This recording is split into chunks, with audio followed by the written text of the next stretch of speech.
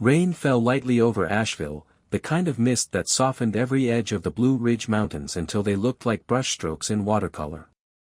Droplets clung to wrought iron gates and turned streets into something freshly minted, as though the city had just been washed clean. A cool wind came tumbling down from Town Mountain, carrying with it the crisp scent of copper beech leaves as they rattled along a quiet lane. At the end of that lane stood a stone house built in 1912, perched slightly apart from its neighbors, its gables jutting into the pale afternoon sky. It was the kind of home that seemed to breathe history: river rock foundation, a wide porch with deep shadows, mullioned windows that reflected the rain in sheets of silver. Inside that house, silence pressed like a held breath. Ethan Ward should have felt peace settle into him as he turned the key in the lock, but the relief of being home only lingered faintly in his ribs.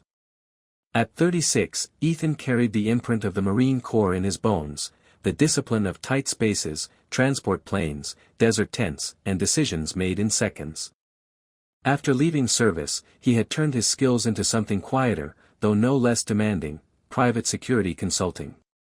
He was the kind people called when they wanted a building tested for weaknesses, when they wanted risks weighed without sugarcoating. He stood a notch above average height, his frame compact and strong, the product of countless miles marched under unforgiving weight. His hair was clipped short, brown threaded with early silver, his face clean-shaven, his blue-gray eyes steady and habitually scanning corners before resting on anyone's face. His years of service had not hardened him so much as refined him into restraint. When he spoke, it was with courtesies that felt a little old-fashioned: "Yes, ma'am." "No, sir." His voice carried the kind of gravity that belonged to a man who had seen more than anyone should. This time, he stepped up the porch with a canvas satchel slung across one shoulder. In his right hand, he carried 3 brand-new leather leads, chestnut hide polished to a soft glow, brass hardware shining even in the gray light. They weren't just leads, they were small promises. A parade of welcome for the 3 companions who always met him at this very door: Arrow, Vega, and Moose. Arrow, his German shepherd, was 4 years old, a thoughtful sable-coated dog with silver dusting his back and a faint notch carved into one ear from an early rescue. He carried himself with that searching gaze shepherds are famous for: more question than command. Vega, the Doberman, was 3, sleek and mahogany with a chest blaze the color of molten bronze. Her cropped ears stood sharp, but her movements were fluid, almost balletic, equal parts grace and restraint. Cautious with outsiders, yet disarmingly playful with those she trusted. And then there was Moose, the oldest at 5. A Rottweiler broad through the chest, blockhead, with velvet black fur and tan markings like a crown over his eyes. He had once arrived underfed and wary, but had since revealed himself as a gentle giant. His favorite thing in the world, much to Ethan's amusement, was falling asleep with his chin nestled in someone's shoe. Together, they weren't just pets. They were a little weather system inside the house. Arrow, the barometer, reading the mood. Vega, the quick wind in the halls. Moose, the hearth that anchored them all. Ethan slid the key into the lock, expecting the usual chaos: the scramble of claws on oak floors, the low huffs of excitement, the surge of loyal bodies pressing against him. Instead, the house was still. The rain ticking against the gutters filled the silence, broken only by the faint mechanical hum of the old refrigerator in the kitchen. He set his satchel by the bench inside the door. The 3 leather leads dangled loosely in his hand as he stepped forward into the hallway. The runner beneath his boots still showed faint paw prints, recent but fading. The living room opened ahead of him, its coffered ceiling casting shadows, a carved oak mantel rising above neatly stacked books. And in the far corner, near heavy curtains drawn against the rain, Arrow stood. Not in greeting, not in ease, but crouched low, body angled as if to disappear into the geometry of the wall. His ears were pinned back hard, his ribs quivered in small ripples of fear. He wasn't just still. He was holding himself still through something he didn't understand. Then a woman's voice cut through the quiet, its tone sharp, rehearsed, each syllable bright with control. "You will face the corner. And you will stay there. Clara Ward, Ethan's wife of only 4 months, stepped into view. In her hand, she held a short length of chain, a prop that had no place in this house but gleamed like a warning in the dim light. She was 32, tall, and striking in a way that at first seemed like elegance. Her ash-blonde hair was styled in an immaculate bob, her lips painted with red that never smudged. Today she wore a crimson knit dress that cinched at the waist and fell perfectly along her long frame, her heels tapping the floor with a cold rhythm. She moved like someone who had been trained all her life to read people quickly, to frame smiles like weapons, to keep charm polished as currency. Clara had grown up in scarcity, an absent father, a mother stretching every bill until it frayed, and from that crucible she had learned 2 rules: appearances could open doors, and weakness could never be shown. To impress was her strength. To belittle was her shield.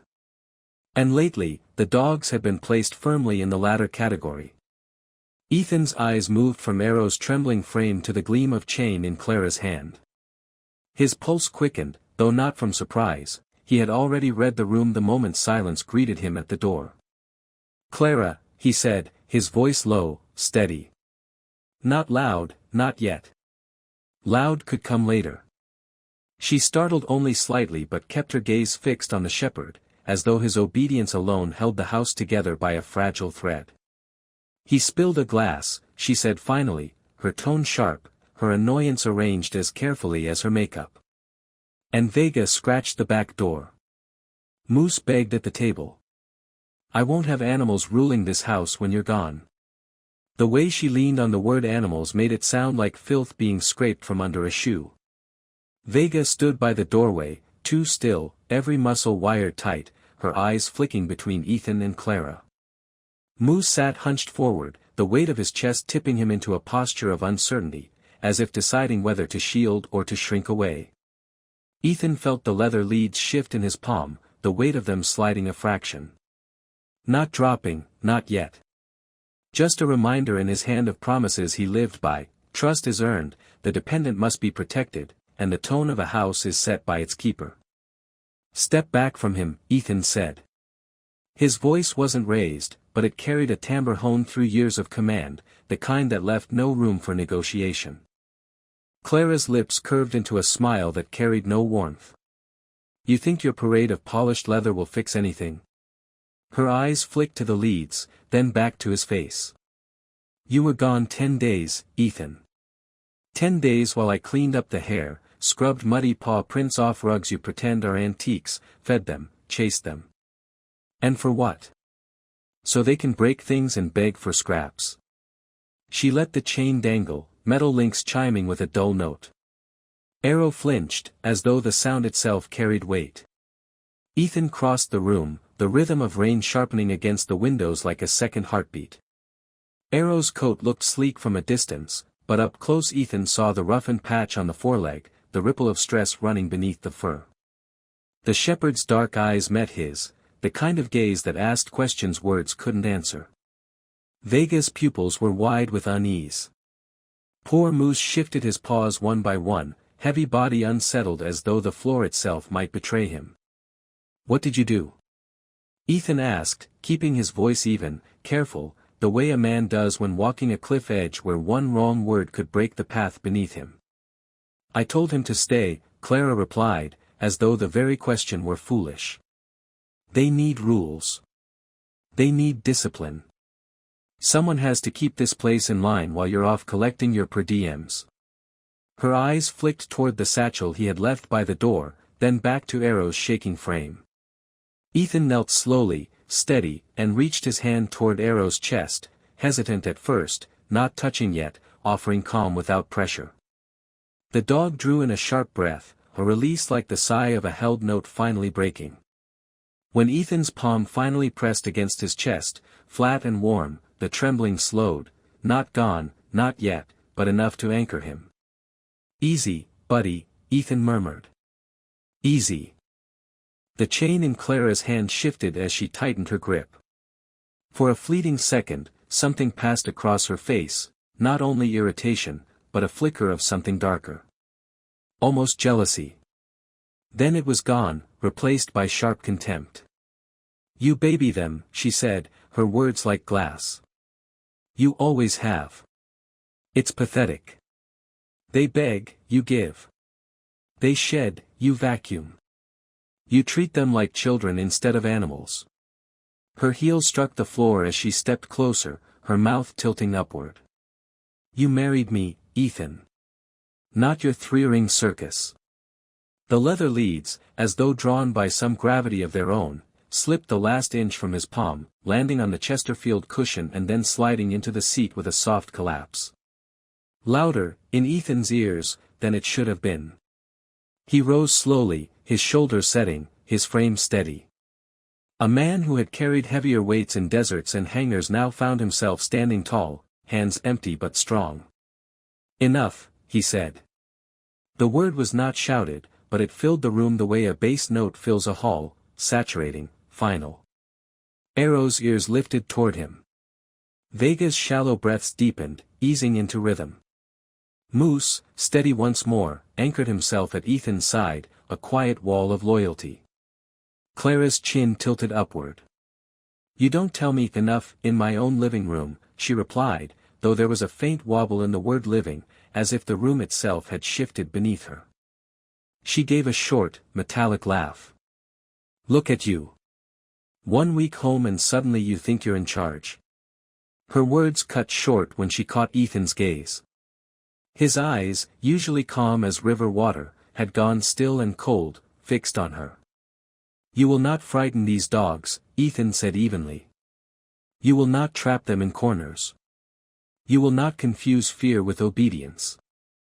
His hands remained open, his voice flat, every word deliberate, techniques of de-escalation he had practiced 100 times in harsher places. And yet, the act of staying still made the air itself hum with tension. Rain pressed harder on the glass. The clack of a heating vent echoed faintly.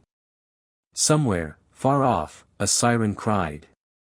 Clara's nostrils flared, her practiced poise unraveling at the edges. Her pulse beat quick beneath the frame of her lipstick. If you choose them over me, she hissed, teeth flashing, don't expect me to still be here when you run off on your next little consulting hero trip. She spat the word hero as though it were a bad taste on her tongue. Ethan could have answered in a dozen ways. He could have recited the countless nights Arrow had pressed his solid weight against Ethan's dreams and made them break like waves. He could have told of Vega easing a child's trembling hand with the courage of her stillness. Or of Moose, steadfast at doors, reminding him daily that loyalty often looked like patience. But he didn't. He only said, plain and unadorned, they are my family. The words stood in the room like a vow, unpolished but binding.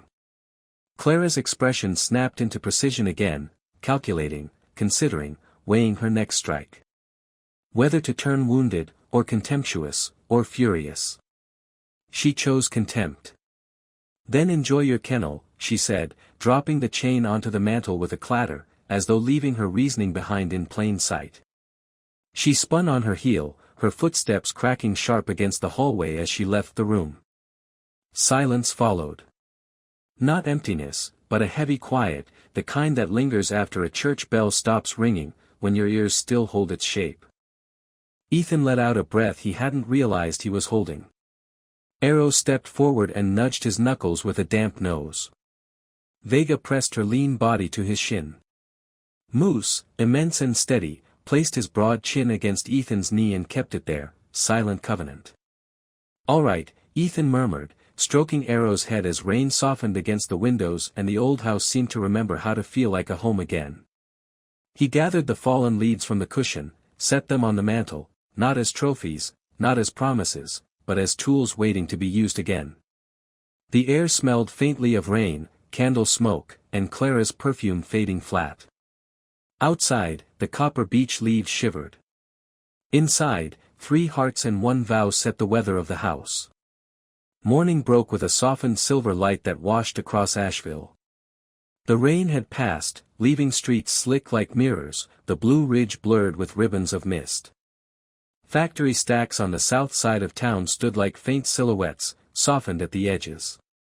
In the Ward house, the air smelled faintly of damp stone and fresh coffee, though a heavier weight clung to its rooms. Ethan sat cross-legged on the living room floor, his 3 dogs drawn close around him, as if gravity itself pulled them into his orbit. Arrow leaned into Ethan's palm, the shepherd's sable-and silver coat parting under careful fingers. Beneath it, Ethan found what he dreaded, a thin scrape, shallow but sharp, an angry red line that spoke of glass or metal, of something harsh pressed against him when no one was watching. Arrow endured it with quiet patience, his eyes dark, steady, carrying a stoicism beyond his years. Yet the faint tremor in his chest betrayed the truth. Fear had been planted in him in Ethan's absence. Vega paced, tracing figure 8s across the rug. Her paws whispered against the weave, each step taut with nerves.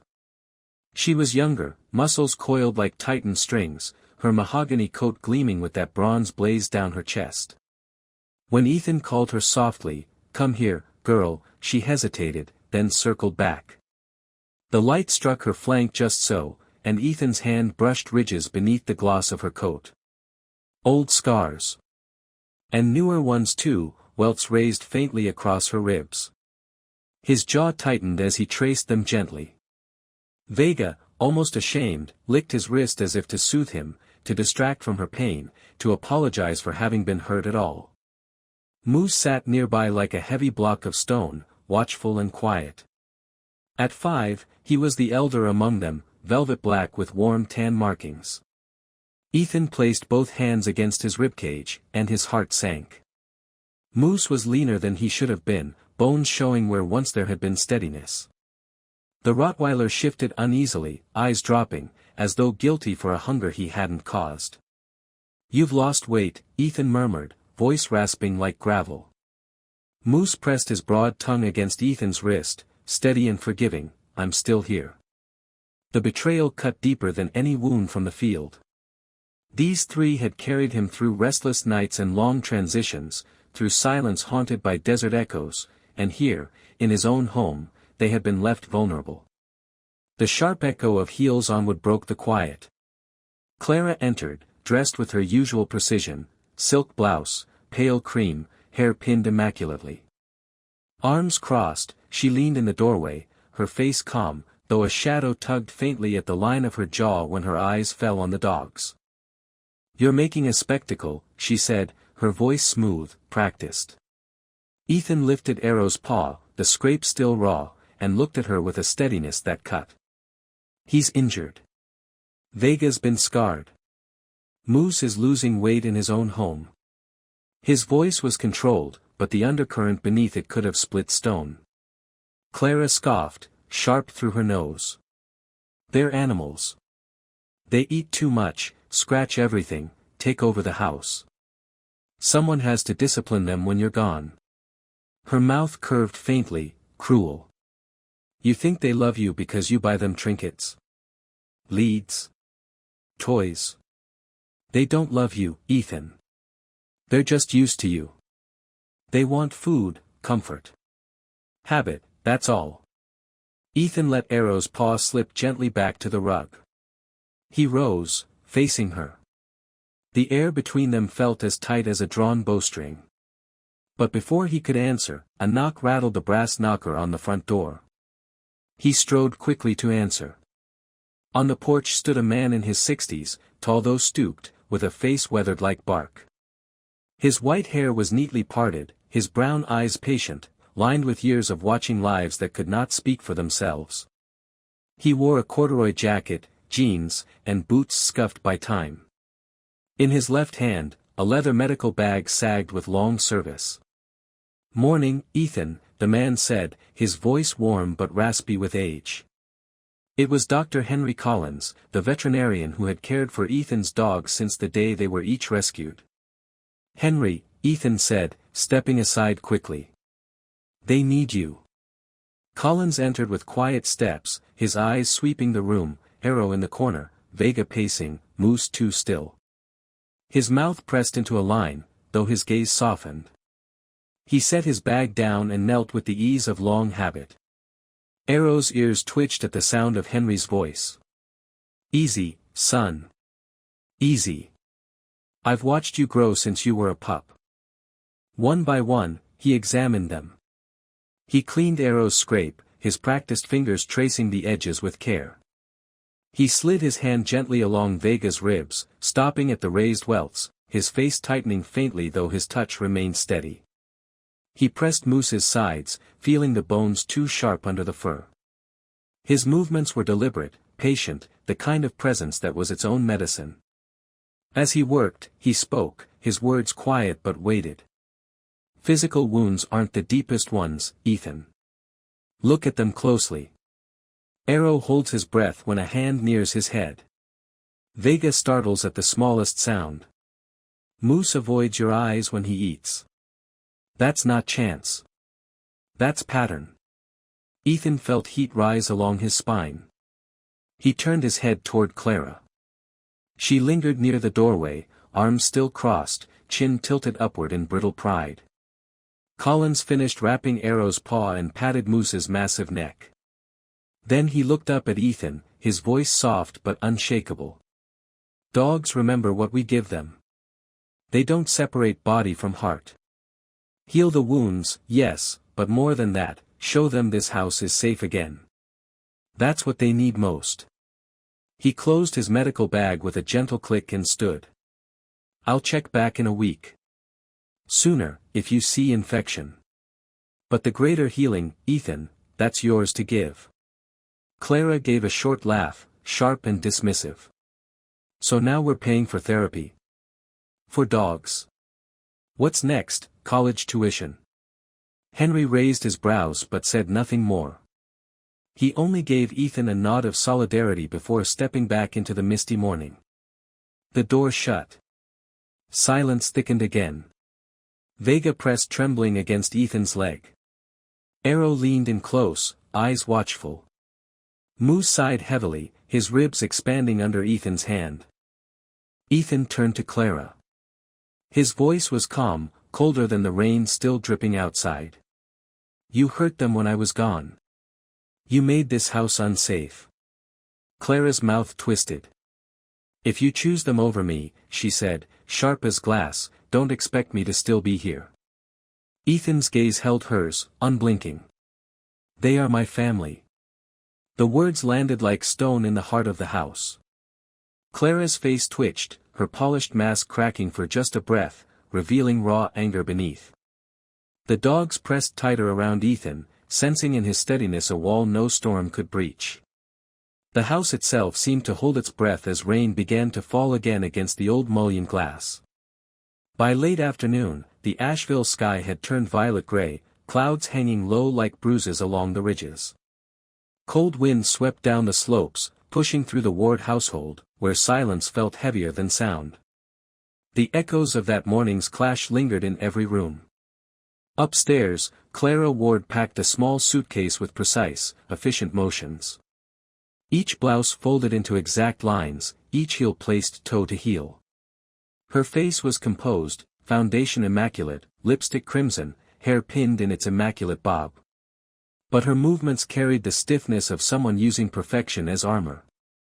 She wore a camel coat over her cream blouse, heels sharp against the wooden floor as she descended the old staircase. Ethan stood in the archway of the living room, one hand resting gently on Moose's broad head. Arrow sat to his left, Vega to his right, silent witnesses, unblinking. Clara crossed the foyer without looking at him. The suitcase wheeled lightly behind her, her spine straight as a ruler. At the door, she paused just long enough to glance back. Her eyes were shards of glass. Then she pulled the door open, letting in a rush of cold October air. Without a word, she stepped into the mist, the sound of her heels tapping the wet porch steps like hammer blows. A moment later, her car tires hissed down the rain-darkened street. But Clara did not drive home to her mother, nor to a hotel. Instead, she steered toward the city's industrial edge, where warehouses sagged against rusting rails and neon signs flickered half-dead. She parked beside a squat building with peeling green paint and walked into the dim interior. The air smelled of cigarette smoke and stale beer, fluorescent lights buzzing overhead. At a corner table sat Richard Hale. He was in his early 40s, stocky and thick through the middle, with the kind of weight gained from bar fights and cheap liquor. His hair was thinning, his beard patchy and streaked with gray. A faded denim jacket hung loose around his shoulders, sleeves smudged with oil stains. His brown eyes were flat, like coins, measuring everything in terms of profit. Beside him lounged Melissa Grant, sharply dressed in a fitted black blazer over a silk blouse. She was 35, auburn hair curling loosely over one shoulder, green eyes sharp with calculation. Once a familiar face at Asheville's cocktail parties, her reputation had since curdled, trailed by whispers of cons and fraud schemes. She had learned young how to twist trust into currency, and the gleam in her eyes suggested she had never stopped. Clara sat opposite them, posture tall, chin high. She didn't order a drink. Her fingers tightened around her coffee cup, knuckles pale. "Ethan keeps a safe," she said quietly. "A fund meant for his fellow Marines. He guards it like scripture. I know the code. But if I open it myself, he'll suspect." Her gaze flicked between them. "If the dogs disappear, he'll give anything to get them back." Richard gave a humorless snort, smoke curling from the cigarette at his lip. "Dogs? You want me to steal dogs?" His voice was gravel, disbelieving. "They aren't just dogs to him," Clara snapped back, her voice brittle, her eyes gleaming with cold fire. "They are his family. Take them, and he'll break." Melissa tapped her long nails against the tabletop, lips curling into a sharp smile. "Not a bad angle. People will pay more to heal a broken heart than a broken wallet. And a soldier? They always have soft spots. He'll fold." She leaned forward, her voice soft but cutting. "I can handle the details. Timing, cover, exit. We'll make it clean." Richard leaned back in his chair, denim creaking, eyes narrowed. "And if he fights back?" Clara's mouth twisted into a hard line. "He won't. Not if it risks their lives." For a moment, the three of them exchanged a look, a pact unspoken but ironclad. Outside, rain began to patter harder against rusted tin rooftops. Back at the stone house, Ethan crouched in the kitchen, towel in hand, drying Moose's broad head after the dog nosed at the wet back door. Arrow circled once, watchful before lying down. Vega stretched her lean frame along the rug, ears twitching at every sound. Ethan's thoughts circled endlessly, Clara's words, Henry Collins's warning, the ache of realizing his dogs had been hurt in the very house meant to shelter them. A knock broke his reverie. Ethan rose, his dogs tense at his heels, and opened the door to find Eleanor Brooks, his neighbor of 20 years.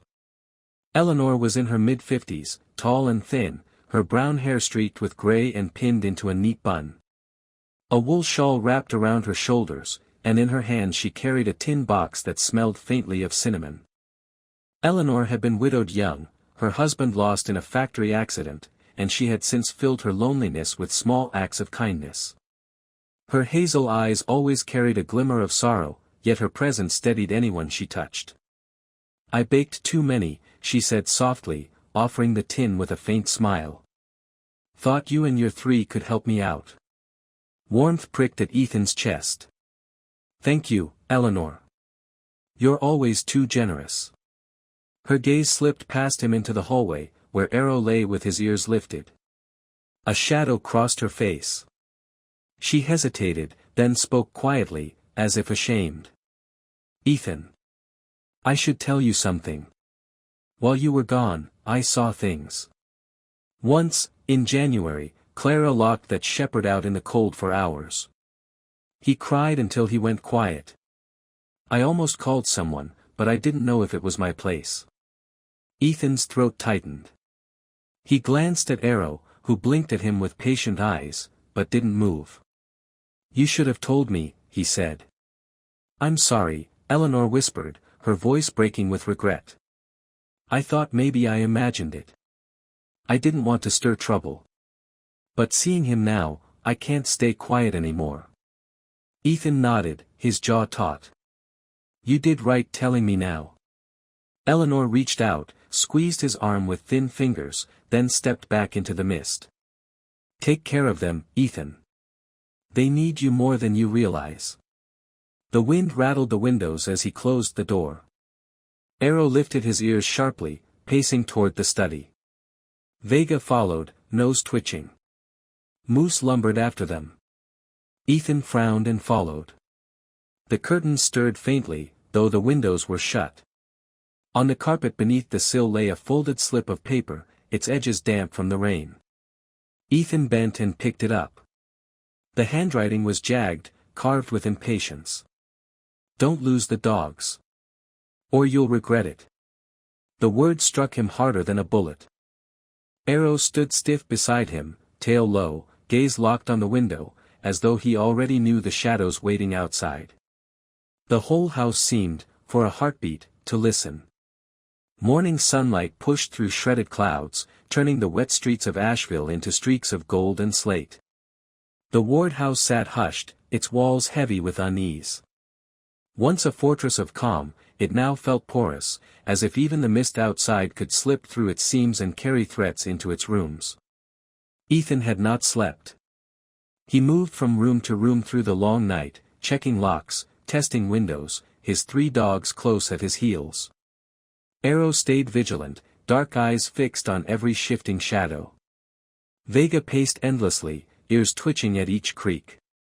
Moose pressed his broad weight against Ethan's legs, steadying him as if by anchoring his master, he might anchor himself. At dawn, Ethan made the call. The Asheville police sent Detective Maria Santos, a woman in her early 40s with wiry strength and a presence that felt like a compressed spring. She wore a charcoal blazer over a plain blouse, jeans, and boots meant for long hours on her feet. Her black hair, streaked with gray, was pulled into a no-nonsense ponytail. She carried with her the weight of 15 years on the force, most of them spent in family protection cases. Maria had grown up watching her mother hold together a fragile household after her father died in a factory accident. That childhood loss had forged something unyielding in her. She would not stand by and let anyone be abandoned. Her eyes, dark and sharp, missed nothing, and often unsettled the people she questioned. Alongside her came Officer Kyle Bennett, younger by nearly a decade. He was tall, broad-shouldered, sandy blonde hair cut to regulation, blue eyes steady but reserved. There was a quiet to him, almost shy, as though he preferred wiring diagrams and quiet surveillance shifts over confrontations. A son of a small-town electrician, he had brought his father's precision into police work, becoming the one detectives called when locks, signals, and security systems needed careful hands. Maria walked the perimeter of the stone house first, silent, crouching to check latches, her fingers brushing faint scratches along the doorframe. She didn't comment right away.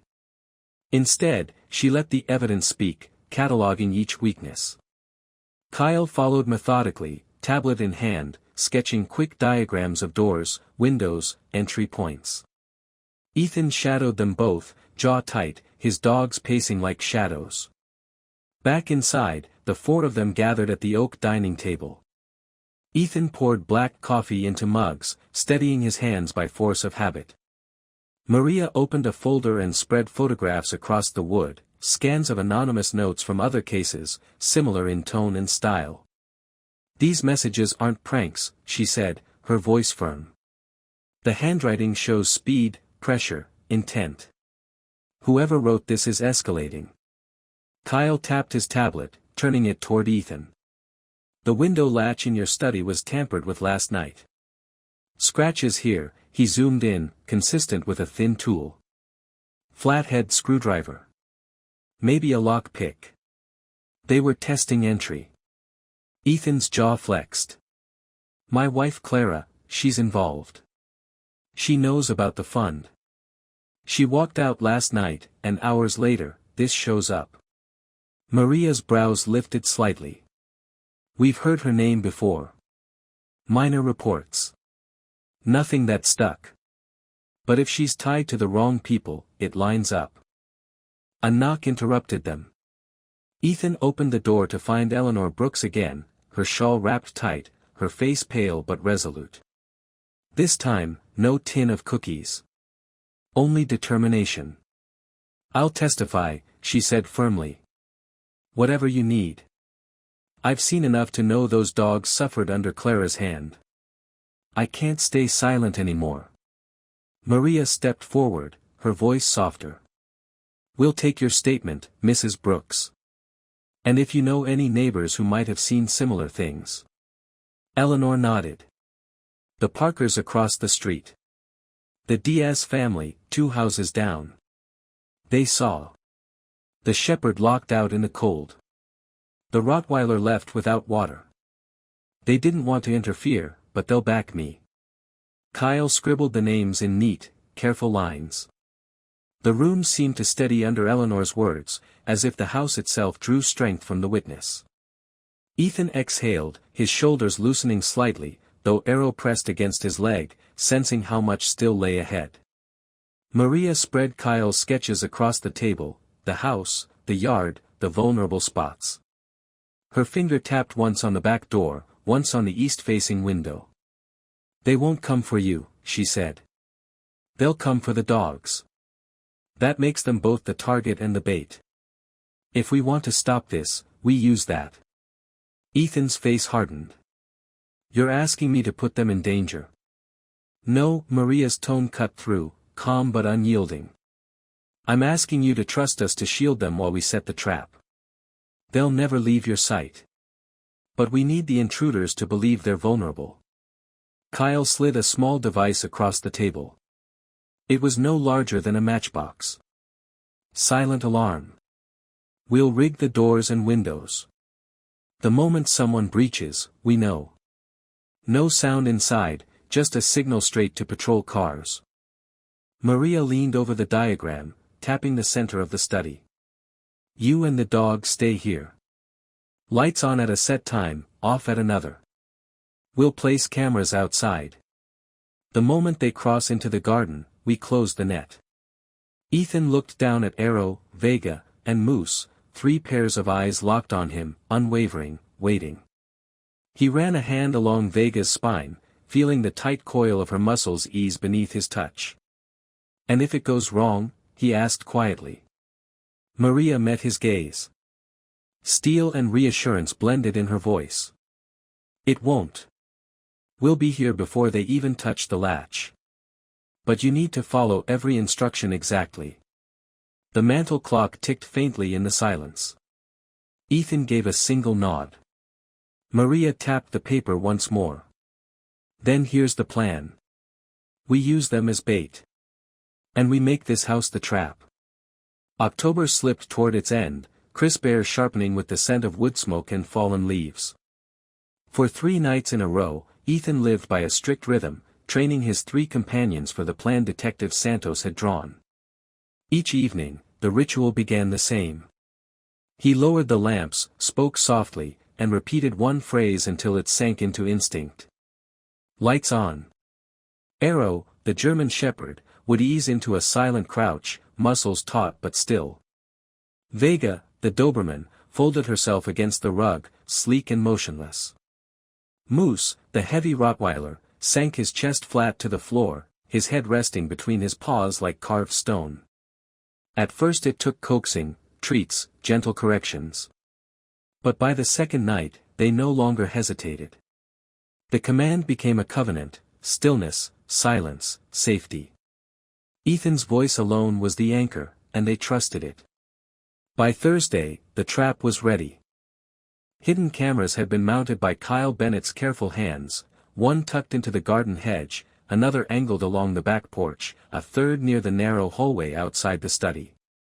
Tiny alarms no bigger than coins nestled inside doorframes, their presence so discreet Ethan had to remind himself where they were. Kyle tested each device twice, then again, his tablet glowing faintly in the study's lamplight. He carried himself with the calm precision of a craftsman, each wire checked, each battery pack replaced before failure could touch it. Watching him, Ethan was reminded of Marines he had served beside, men who worked with steady hands even as the world frayed around them. Detective Santos returned that afternoon, dressed simply in a brown jacket, hair pulled tight, eyes sharper than usual. She moved through the house like a general setting her battlefield, tracing the corners, confirming every signal, her voice clipped and certain.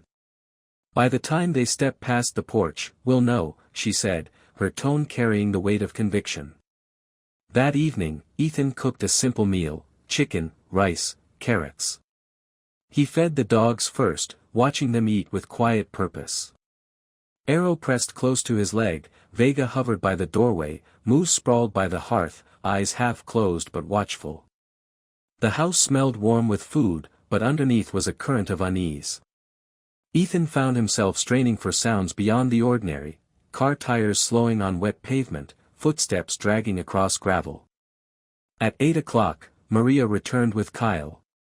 They entered without ceremony, carrying only a plain duffel bag filled with the last of the surveillance gear.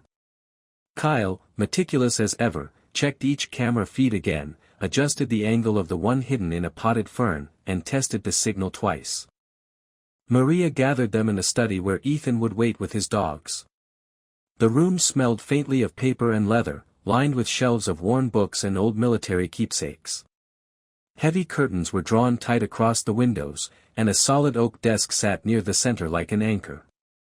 "They'll come late," Maria said quietly. "Darkness gives them courage. They'll want silence, the cover of night. That's when we'll take them." Ethan nodded, his hand brushing across Arrow's neck, steadying them both.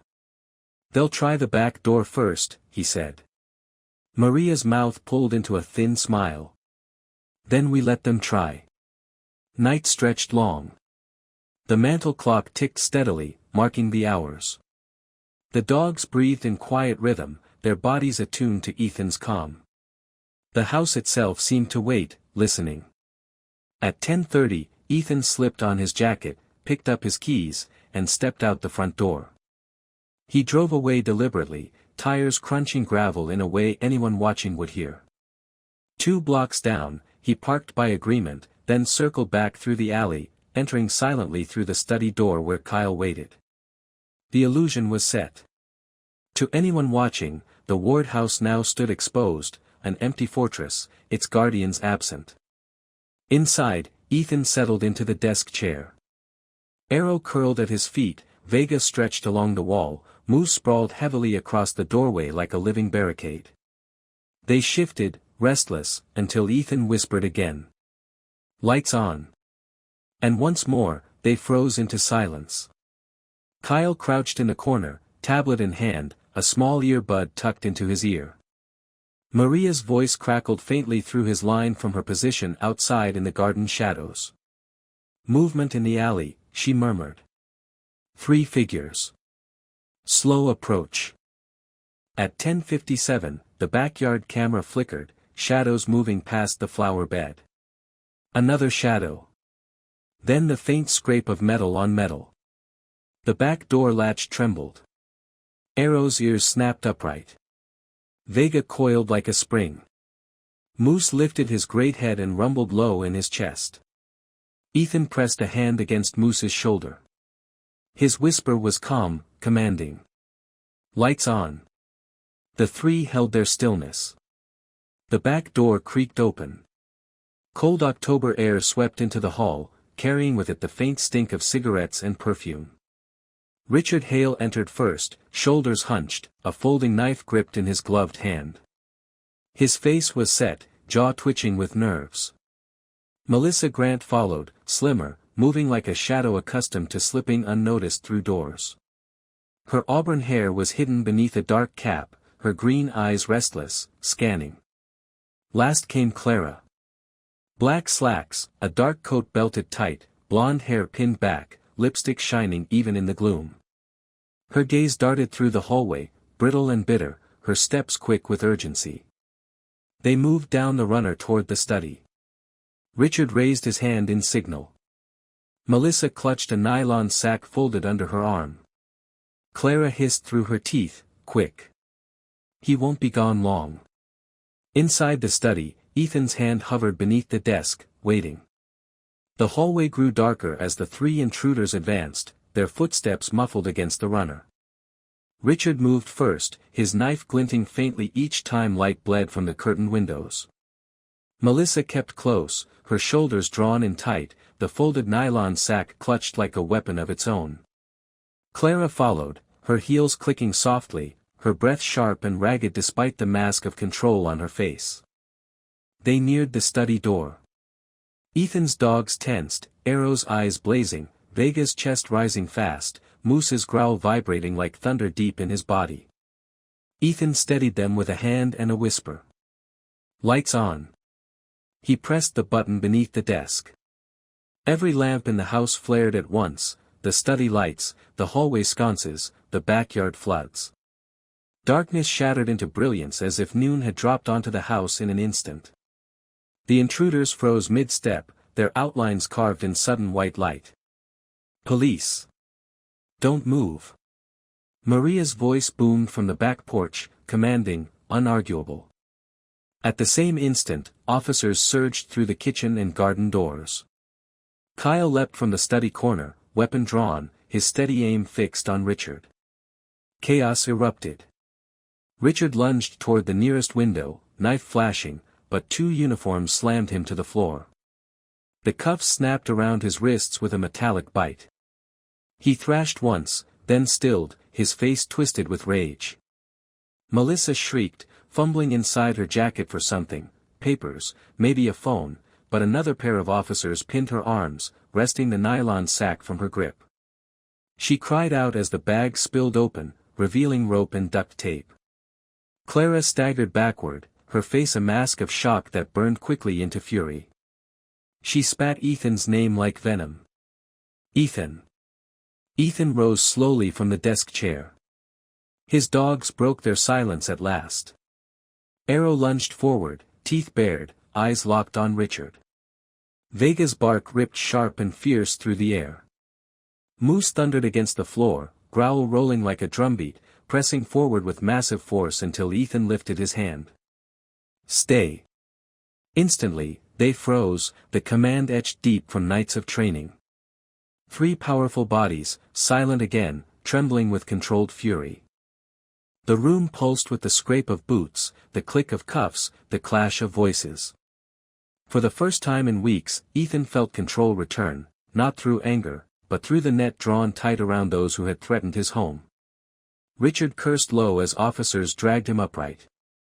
Melissa wept, her composure gone, hair falling into her face.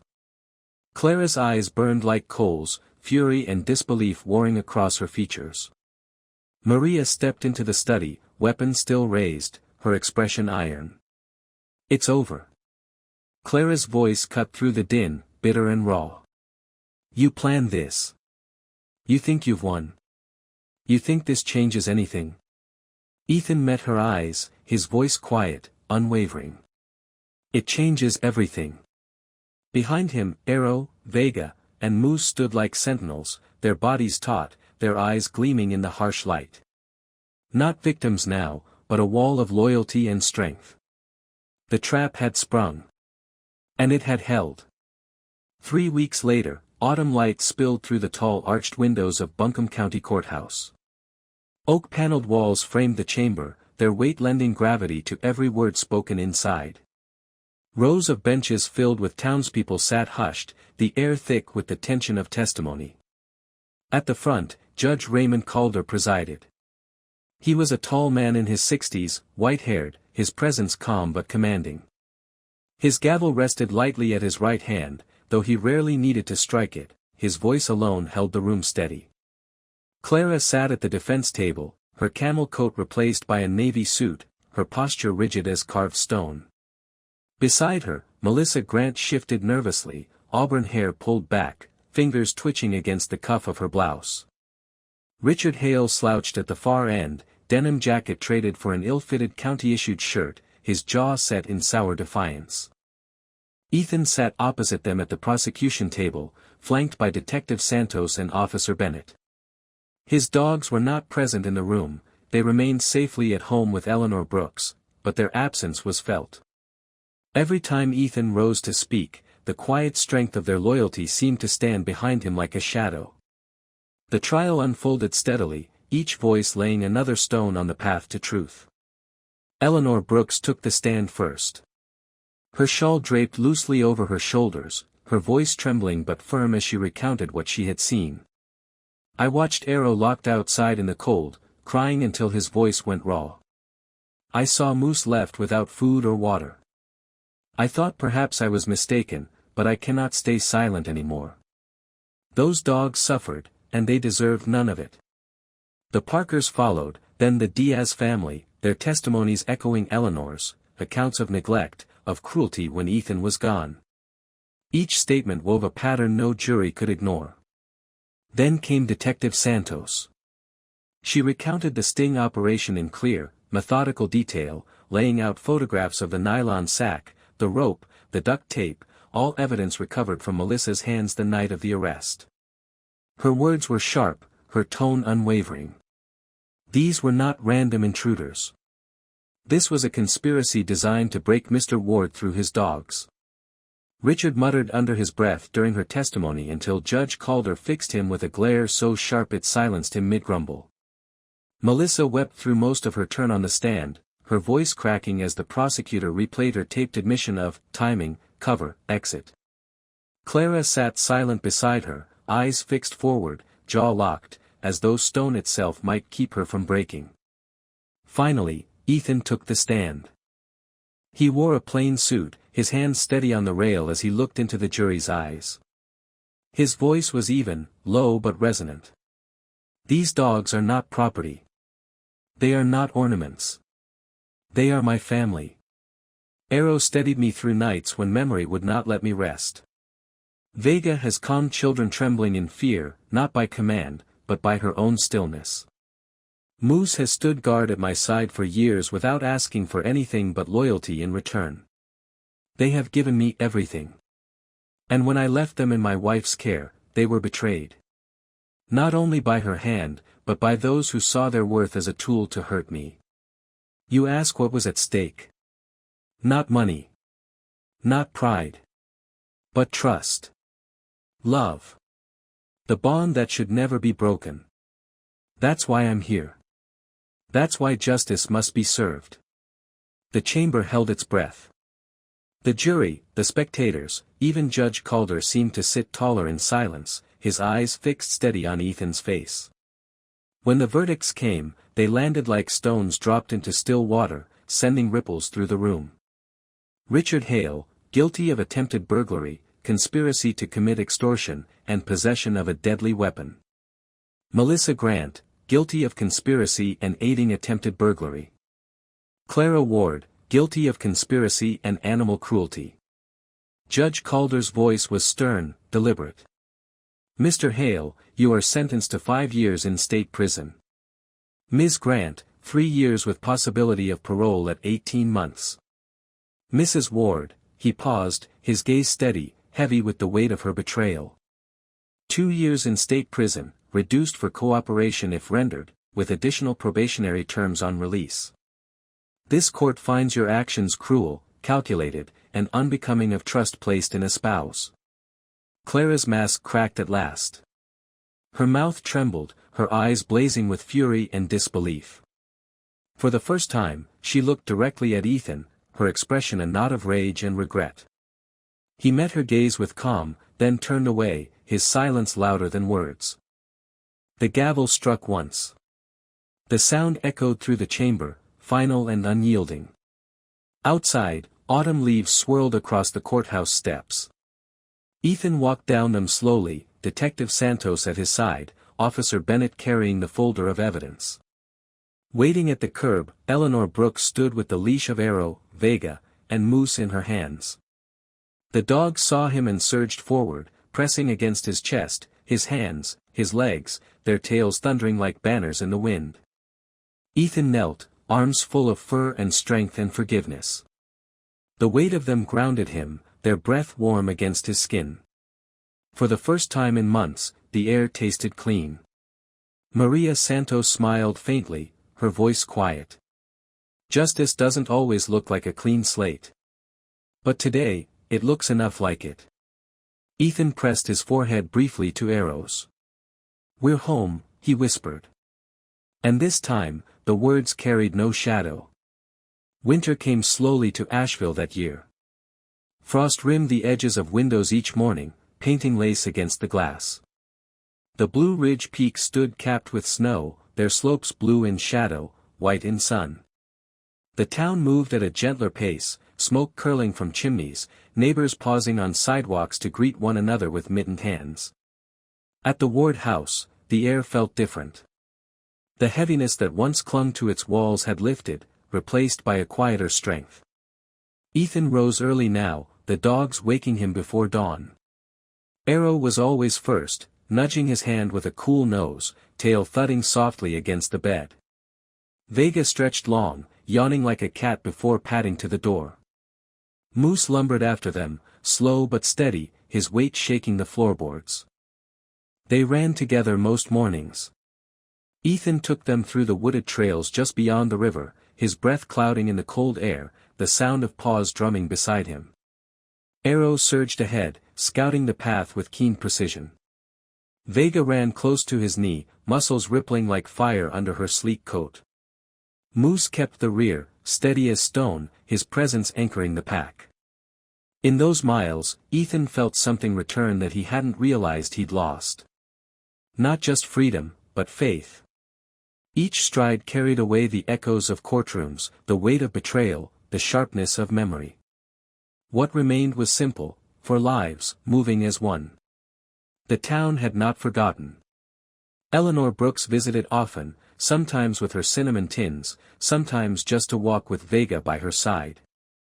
The Parkers sent over a new set of bowls after hearing Moose had outgrown his old one. The Diaz children often lingered by the fence, slipping Arrow bits of bread through the slats until Ethan laughed and invited them in properly. What had begun as whispers of scandal slowly reshaped into a circle of quiet support. Neighbors waved more often.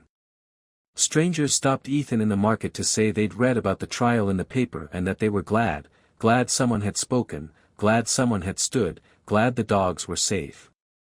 Even Detective Santos stopped by once, not in uniform, but in a worn leather jacket and jeans.